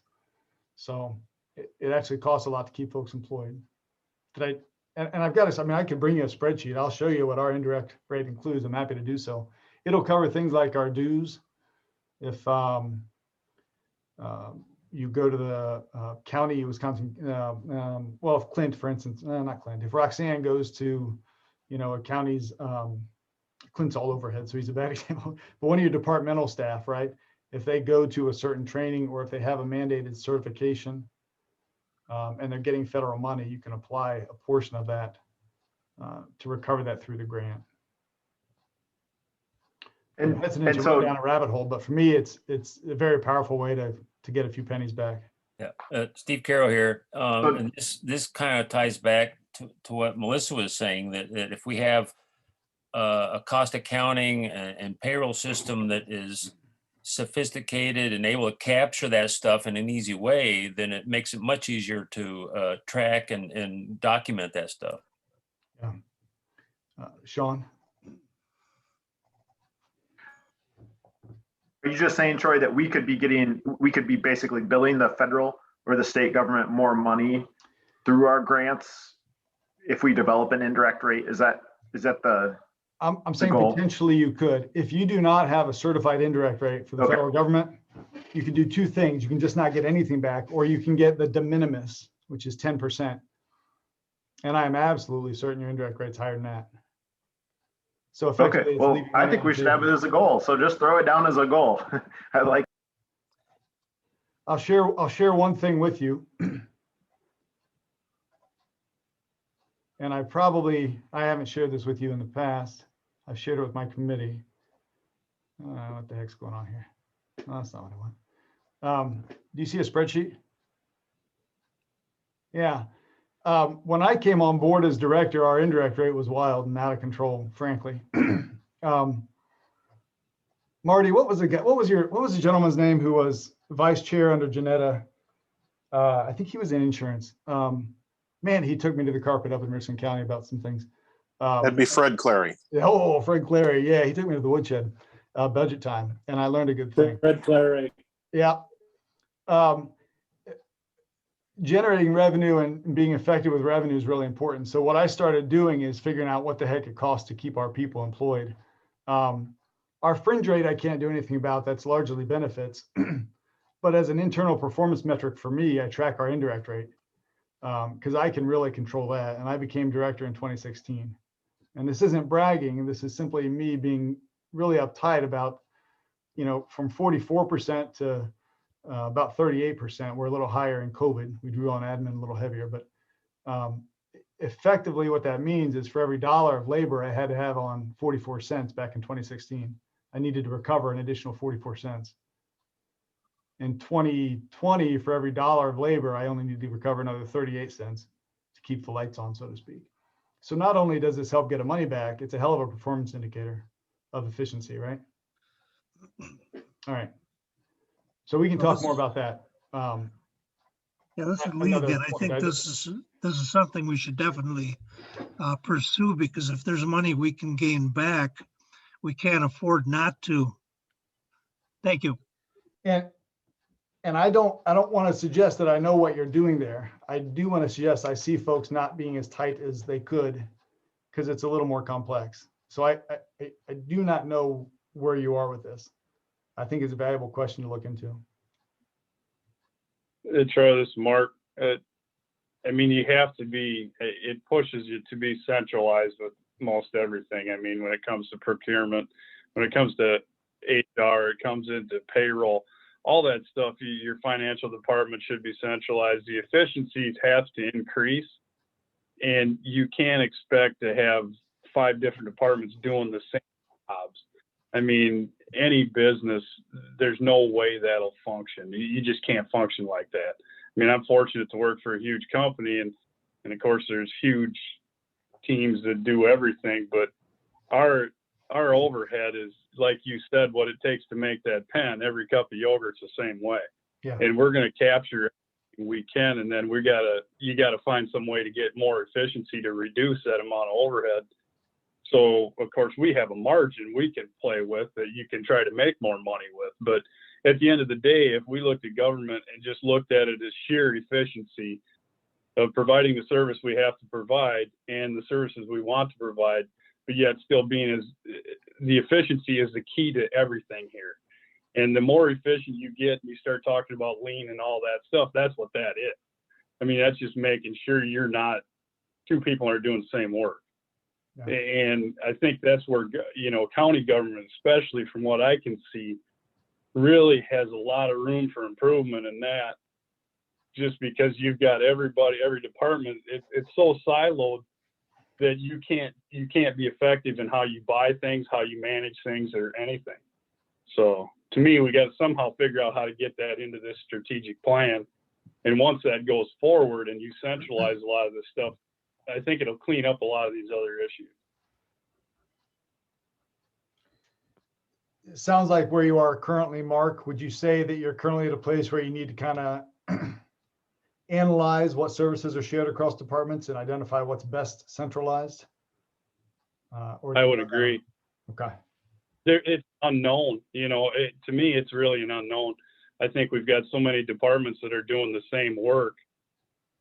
you know, and it's just an opinion more or less, but I think we need to come in and assess where we're really at. And then we can drive down, okay, we want to do this, we want to do this, we want to do this.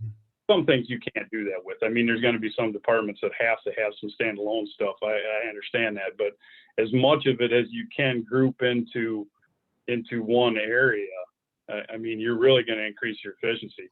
Like what Melissa's talking about, that payroll thing. Now, how could you even manage that? You know what I mean? If it's coming, one department's giving you a sheet of paper and the other one's sending you an email. And I mean, it just, to me, it's just, yeah, it's just amazing, I guess, is a lack of a better word, but it costs money. You got to remember, if you're going to buy systems to do that, it's going to cost money, and it's not cheap to start a payroll system, or, you know, like AS400 as our financial system. You're going to go in there and change that to an SAP or something. I mean, you're spending millions and millions of dollars to do that. It may not be cost effective, but the payroll piece does make perfect sense that everybody's on the same thing, and one person can just have, you know, you have one or two payroll people and they take care of the whole county and it's done. So a lot of good things that come out of this meeting right here, just people brainstorming about things they're seeing and trying to get our hands wrapped around it. The second part of it is always the problem. Okay, so we got the plan. Now how are we going to get it done? So somebody's got to bird dog it to make sure it gets done, because we've talked about merging these committees together and all that stuff, but that's as far as it ever goes. And if we get through the operational budget, we don't have to make any changes, and we leave it and we don't do anything with it again until the next year when we're in trouble again, trying to figure out how to manage the budget. So there's a couple different phases of it. It's great to put all this stuff down on a piece of paper, but if you don't put action in place to take care of the piece of paper, you just wasted your time. Oh, absolutely. And I would add to that, Mark, the other thing that's missing is departmental input. There's going to be stuff they're going to see.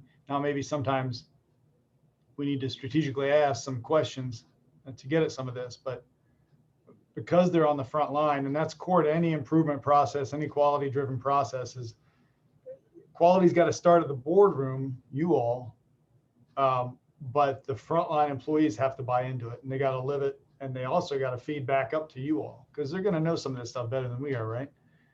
I'll share with you what I was thinking as a next step, and I'll go where you want me to go. I need to know where I fit in here, but I think there's value in doing a similar sort of exercise with department heads. Not the whole 4-week thing, but taking these 4 kind of perspectives and saying, okay, county department XYZ, you know, and kind of walking through the financial, what are their processes, what's working, what's not.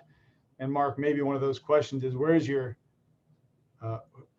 are you most reliant on people outside of your department, and where's the greatest opportunity for collaboration? We can kind of get at some of that stuff. Now, my services are yours for that. You also hired an administrator, and you've got people to do some things. So I don't know where this will go, where you want me or where I can best be of service. But I think there's definitely value in moving into some department heads and procuring that information in some fashion. Melissa, didn't the administration study committee do something like that, where department heads were surveyed and they felt a lot of the same way that the county board felt? Wasn't there a lot of value in that? Yeah, there was.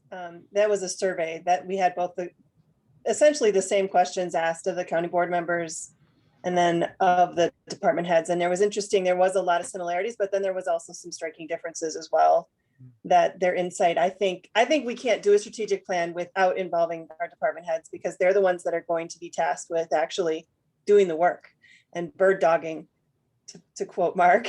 I mean, they're the ones that are going to make sure that we're going to hand this off to them and say, these are our goals. Now you get us there. So I think having them involved in the process of coming, you know, and really making sure we're all on the same page is really important.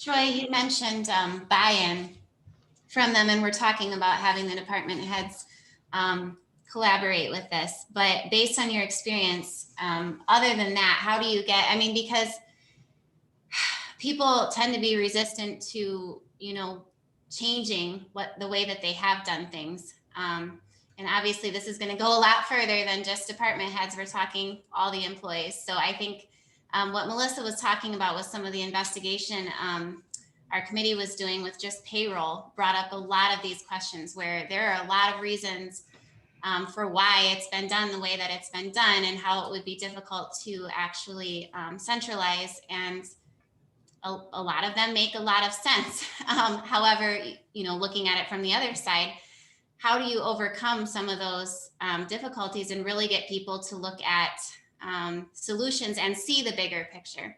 Mm-hmm. I think folks are less resistant to change when they have a sense of control over and ownership. And so that's why the vision setting piece is critical here. The fleshing out of goals maybe, but certainly the projects. I'm not hearing you say anything that is gonna, well, I don't know all your employees. The goals and those kind of 4 perspectives, those places you want to go, to me at this point, don't strike a chord as anything that an employee should not want to be in.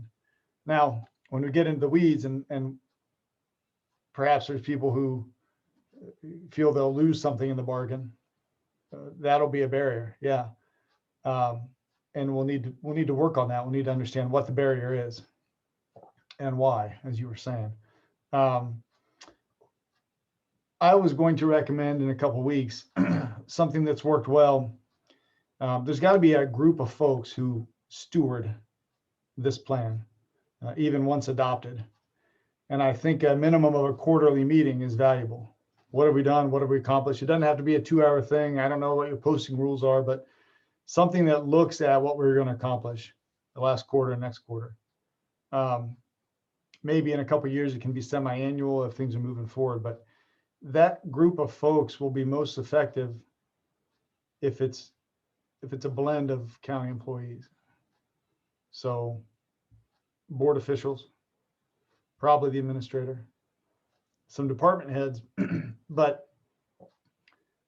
and maybe these folks. I think somewhere in the county, you're going to have folks who are passionate about service.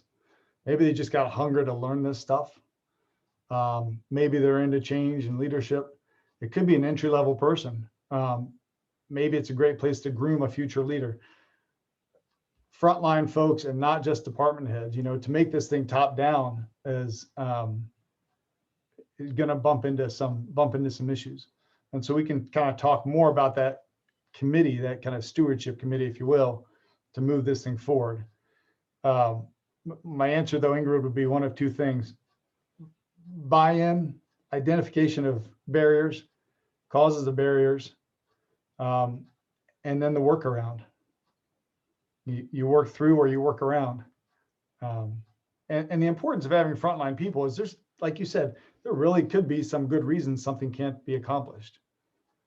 And nobody maybe knows that except that frontline person, a legitimate, real reason, right? Troy, one thing, you got to take the emotion out of it. And the data, you got to have the data to take the emotion out.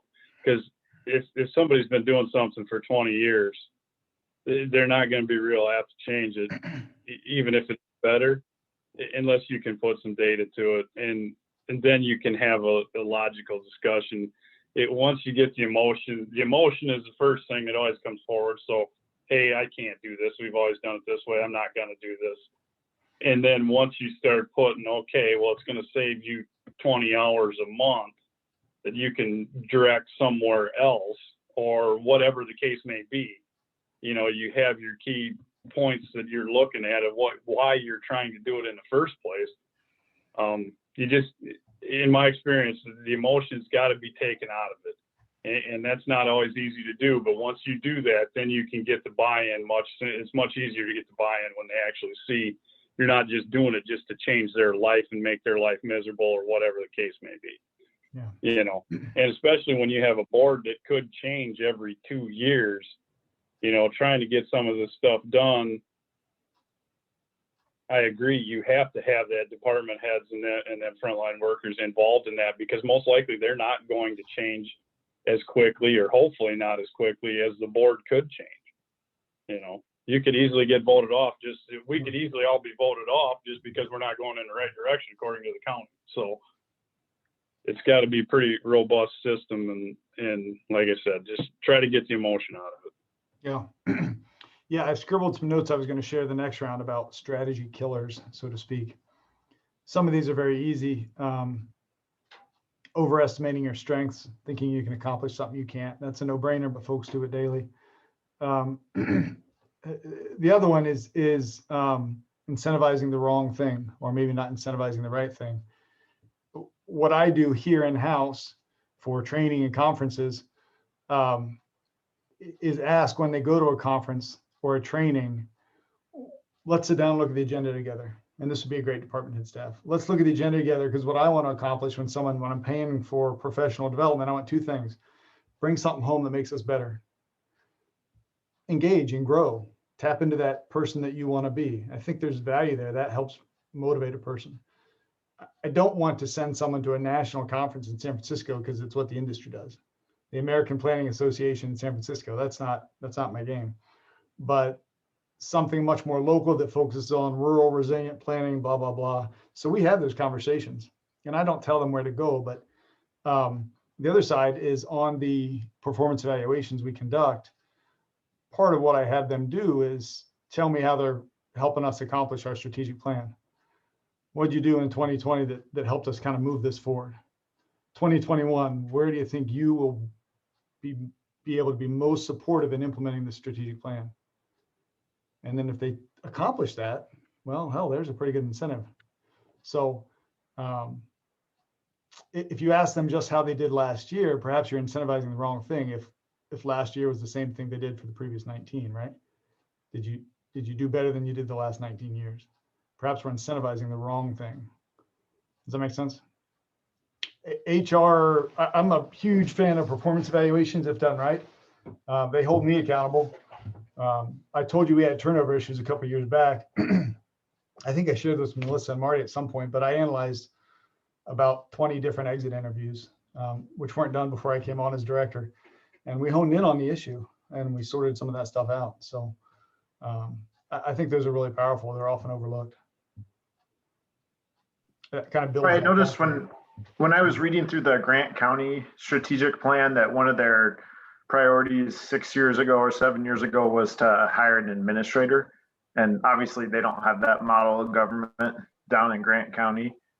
So, you know, I think it was Ingrid's point, like something about how are you, I can't remember exactly how Ingrid said it, but I think it was something about like, how are you going to make sure this actually happens? You know, what you write down and I think whatever we need to do to make sure that we have some real debate about these goals and make sure that we're comfortable with the goals and then that we're serious about carrying out the goals. I think it's just, there's got to be a lot of honesty in the conversation, because if someone throws out a goal and someone, 10 people think it's a terrible idea and later on they're going to say that,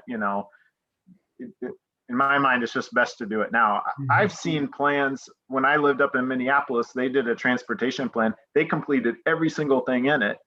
And I've seen other plans, they just sit on the shelf and nothing ever happens. And so I just really want it to be like a plan that we're serious about. And maybe we need some years, maybe we need to say how many years, maybe we need to put a time frame on this and say it's 10 years, or maybe we need to assign people to different things. I don't know, but I like the idea of involving the department heads and maybe even the public to some extent, to Mark's point, about how we could all get voted off, and, maybe there's got to be some involvement there too. I'm glad you brought up the Grant County plan. To me, that it was less a long-term strategy to me than maybe a short-term work plan in my mind. And I think, Sean, they recently was a blurb in the Telegraph Herald, the Dubuque paper, about they're starting their next strategic plan. And the facilitator said, you've pretty much accomplished everything except for the administrator. And he says, you know what, it was in your plan and you looked at it and you decided you didn't want to do it. And that's also a success. The reason they didn't do it is because it cost too much. And so that's why I keep harping on our practices have to be aligned with our principles. If it didn't cost any less in 2016 than it does in 2020. So if saving money was your primary concern, the administrator shouldn't have been in there. If saving money by reducing personnel was your primary concern, the administrator shouldn't have been in there. If saving money through efficiencies and systems thinking was really a core value, then the administrative position should have been in that plan and it should have been accomplished, because your core driving principles would have overcome that short-term concern about a personnel cost. I mean, you all don't have any more money in Grant County. Everybody's struggling. And so I appreciate that comment. And that's kind of why I'm a broken record talking about the integrity of this thing. I think that balanced scorecard will help us look system-wide. I think if we put it in there, as Melissa said, if we're going to aspire to something, we got to be able to do it. And whatever we're going to do has to come from those core principles, because that'll keep that momentum going. So that's kind of why I've been harping on this thing. I think integrity is really critical. So good illustration of that. Why don't I take a moment, if I can. I didn't use the screen, but I wrote some of these down, and I'll read through what I have here. From the financial standpoint, what I've heard thus far, building up your bond rating, which will lower your bond rates, right? And save you some money long term. Meeting your commitment to the pay schedule, your pay schedule commitments for staff. Sort of finding a good target for tax-based growth.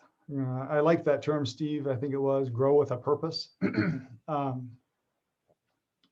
A holistic capital improvements plan, countywide, highway, buildings, whatever else might fall in there.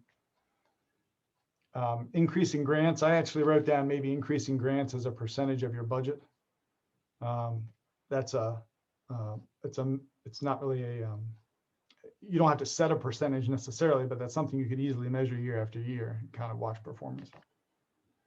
And then I noted the indirect rate calculation, just to take a look internally and see how that's being managed, see if you can capture more funding from grants. So those are the financial comments that I've captured here. Under the learning and growth, or the personnel capacity, the bond rating education was very specific and a good one. And then continued education and a diversity of education, which I like, for the board. Increasing the board knowledge as a whole. Look into some training around lean government for down the road. And I wrote down here using us as a tool, and I'll put Melissa and Marty on the spot. They've got great relationships with the other counties. They can put me to work. I work for them as well. So if there's something you need to know or practice, put us to work. Look into the non-monetary benefits, so generally reduce staff turnover, but also reduce the non-monetary, increase the non-monetary benefits of the county, and then increase, I think it was David said, increase the desirability of being a Richland County employee. I like that. It's very visionary. Talks to the culture. We're a little light on the customer side, on the citizen side. We did capture here finding more ways or new ways to communicate with residents, either about events like your meetings, but also about your financial solvency. I think that'll really get into some technology questions. Too few counties are communicating the way the next generation communicates, and we want to do that probably before it's too late. And then growing your population with consideration about the tax rate per thousand. I thought that was, I have to look into that, Sean, but I liked that as a potential metric. But growing your population. Those are the only two really I have for the citizen side of this, how the citizens might view the county. And then for your internal thought. Troy, on the financial side, we really didn't talk too much about revenue streams. And one thing that, that I'm very interested in looking into, but haven't had the chance yet, is how do we quantify the effect of our land use ordinances, for example. So our land use ordinances will either create a density that is more conducive to generating a tax base that's healthy. It preserves the natural land in some ways, and just makes us more efficient. So I know that historically there's been reviews on that, but you know, in conversations I've had out there, it seems like there's some question as to whether or not we're really in the right spot. Yeah. Other things like service fee evaluations, and recognizing some of the resources we have out there. I mean, the fairground is a wonderful resource. I was working with Carla Dowden to try to figure out how can we increase revenue at the fairground. And one of the things we talked extensively about was what's it like to have a county campground system that's highly functioning and marketed nationwide. There's other things that they're hard to directly correlate, but there is a strong correlation between things like what's the county website look like and where are most people looking to find where they're going to visit next. It's your digital presence. And if you look at the Richland County website, you have a almost purely you know, governmental face to the public. When most people type in Richland County things to do, what are they getting? They're looking at your government data. So what we really need to probably change things like that. And then what that does as far as like bringing in tourists and increasing the likelihood that somebody at first look says, hey, Richland County really looks like they have it together. I'd like to live there. So there's a lot of things that I think that we can talk about, you know, that really affect the revenue side as well.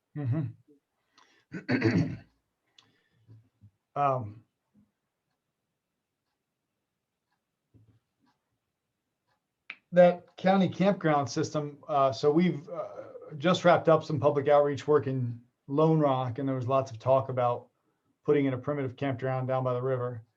I know Boaz had to kind of relocate their campground due to the flooding.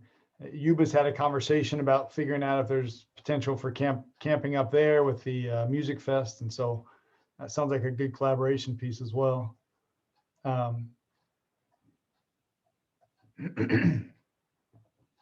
Hey, Jason, what about Richland Center, just in the park system? They started putting in them campsites and stuff like that. So how's that working?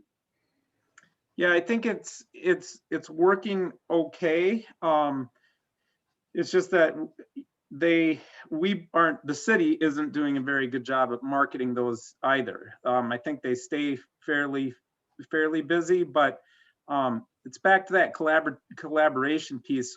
When I was talking to Carla and working with Marty Richards on kind of stirring around how we attract people here, we were saying, well, it'd be nice to have a collaborative listing service that was work both the city and the county together. Said, hey, we got 200, I think on the county website it says we got 200 sites at the county campground, but we generate about, you know, $1,000 of revenue a year. So if you took the city sites and you put them together and you marketed them nationally, and I found ways to do that for free,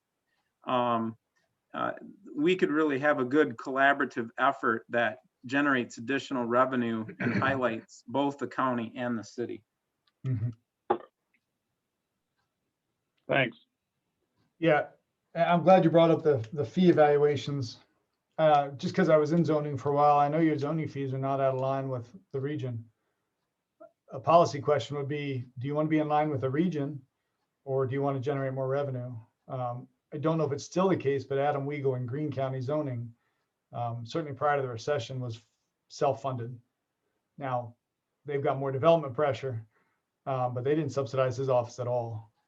And so when you think of building a $200,000 house, if your septic fee goes from $500 to $1,000, are you going to not build? You know, it may be one of those questions, you know, or $500 to $700, you know, that could cover Mike's mileage as he's doing that work. And maybe one of those policy analysis questions for that committee to start looking at is where are we? Just as an example of the fees. All right, so I'm watching time here. I wanted to go over the processes that I heard. Improved budget process, procurement processes. There's some transparency, points on credit card, maybe some joint contracting and procurement, improving payroll and business practices, digitizing your ordinances and other information, looking at your assets and your replacement policies, and maybe your replacement timelines and also policies. Are you replacing every so many years, and do you need to, right? And then looking at which services are most effectively centralized.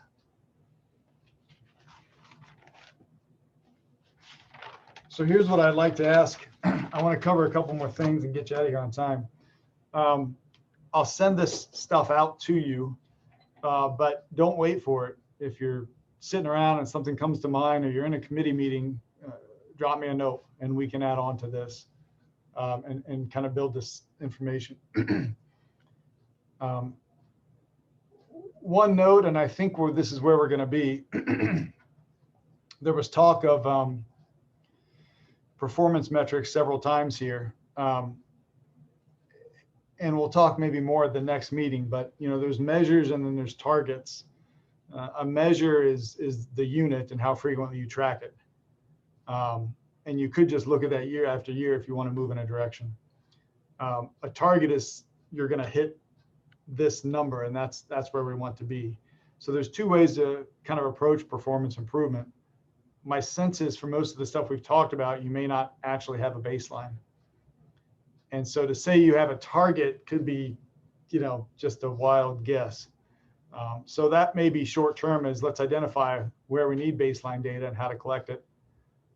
In the meantime, you can kind of look year after year and watch the trends. So we can talk more about that at the next meeting, but also wanted to plant that seed for you all to think about measures and targets and how to look at this stuff. Last 10 minutes or so, did any of you have a chance to look at some of the other strategic plans? I sent some links around in the email. We've got a pretty good baseline, and I've got a good sense of the structure and how we want to frame it. Generally, as a rule here, we try to make things as visual and as lean as possible.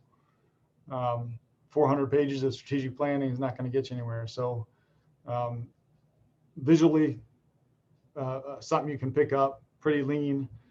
We've also done for some communities plots of your bigger goals or your projects to put on the wall, so you see them every time you walk into county board. But generally, we want something that's lean and visual, and you can check off as you go. Otherwise, I just wanted to touch base and see if you looked at the structure or the goals or anything, those other plans you want to share with me. Troy, this is Melissa. So I looked at all the ones you sent, and they all have bits and pieces of them that I really like, or whatever, that I think we can pull together. But one that I really like is Marathon County, that you did not point out. And the reason that I like it is that it very specifically lists measurable outcomes. So like one example is update existing land use policies to address sprawl, natural resource protection. That's one of their strategy and their goals and their objective. And an outcome measure they have is by December 31st, 2022, phosphorus from cropland and farmlands in the Fenwood Creek watershed will be reduced by 20%. So, they have very, very specific and measurable goals. And the other thing is every year they do an update where you can just go to their strategic plan and you click on progress, and it shows you exactly what progress they've made in that year to that goal. And so getting back to what Mark said is, I've been saying this since the very beginning, is the last thing we want is a plan that sits on a shelf, and we want it to not only be useful, but, to have measurable outcomes, and to everyone be able to see those outcomes, everyone be able to see our progress, us, the public, our employees, our department heads. So anyway, not that it has to be, maybe this is a little too busy or too much detail, but I don't know. This, you go to their website and you can click on all these things and you can see exactly where they're at, and it's very measurable. So to me, it seems like a really good format. Yeah. Well, I like the layout. I think it's something you're going to be able to approach and get your hands into. It's minimal on text, but very clean. You can really identify it. I will say, Melissa, if you all click on the update she talked about, somebody knew what they were doing. Your aspirations have to align with my ability. I don't understand how they the clicking back and forth in the PowerPoint was pretty slick. that might outpace my technological know-how, but we can work around that.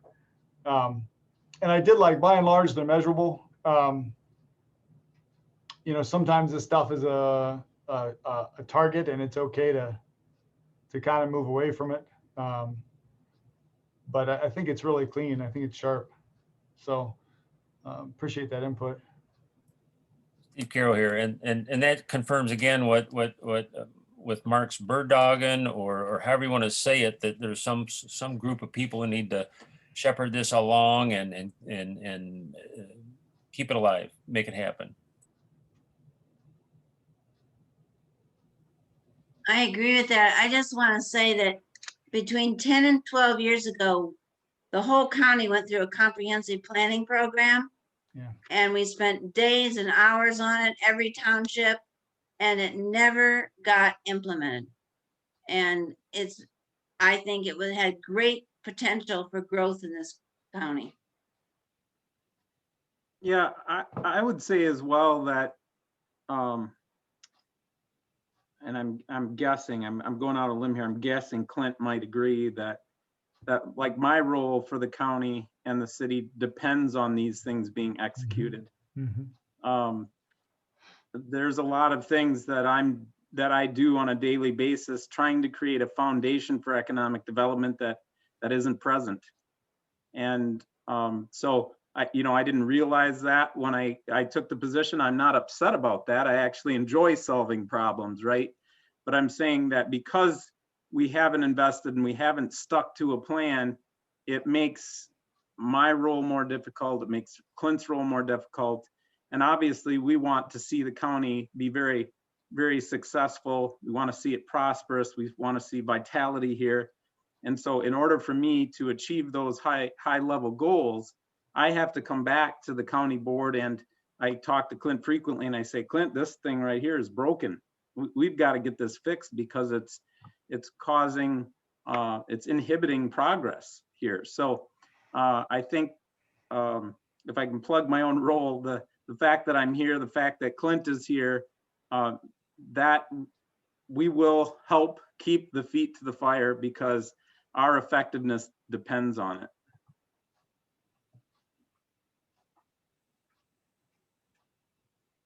Yeah, agreed. So this is Lee. I agree with all that's said. And Melissa, I loved what she had to say about marathon counties because it's crisp, it's very straightforward, and it's something that we need to look toward, not discuss it now and drop it, but to say, okay, let's in December meet and put this thing together so that after the course of 1 year, we know what we've accomplished and then set that as a goal the following year. So whether we're on the board or not, whoever's next, if any of us should be replaced, has a goal to shoot toward, that we can't, like Linda said before, when you get together and you spend all kinds of time like we're doing, it'd be nice to move forward and make sure that this all comes to fruition, that, we're not just spinning our wheels. Make that dog hunt.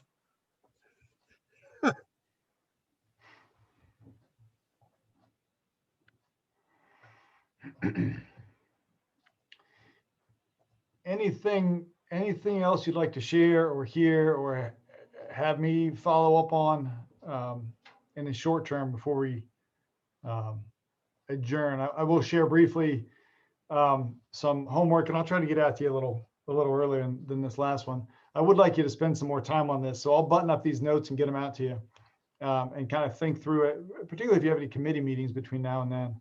What comes to mind? What do you see as opportunities and so forth? And in terms of goals and even projects, if it's down at that level, that's fine.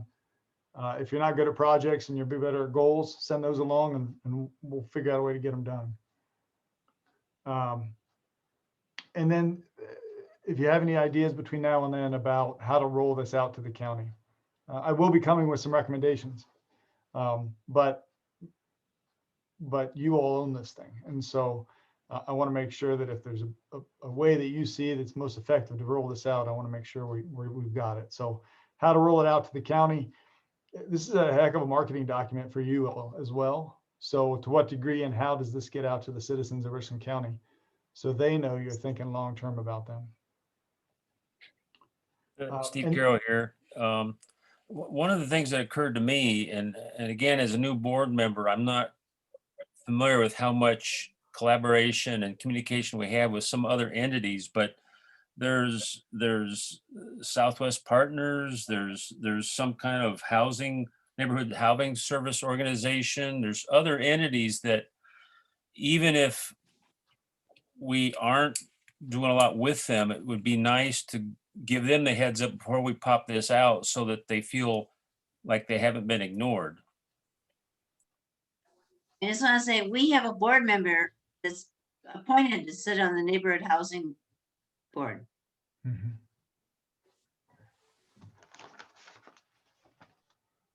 Yeah, I assume too with Southwest CAP, Workforce Development Board, a lot of those regional planning board. Yeah, all that. And again, since I'm new, maybe there's ongoing stuff I don't know about, but if there isn't, we should initiate it. Mhm.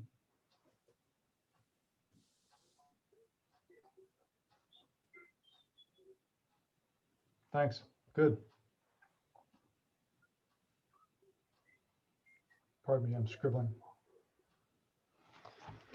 Okay, well, we certainly don't need to hang around until 9. If there's nothing more that you all would like to share, I'll be here. I'll be sticking around if you want to chat or got something on your mind. I'll be here all night. But otherwise, Mr. Brewer, if you would care to, I will adjourn. We'll be back entertain on a March. motion on March 10. 10, Yep. right? Yes, sir. And 7 p.m. Is that right? Yes, sir. Yep, March 10th, 7 p.m. Okay. I'll entertain a motion to adjourn till March This- 10th at 7 This is p.m. Sean. I'll make the motion. Lee, I'll second. Second?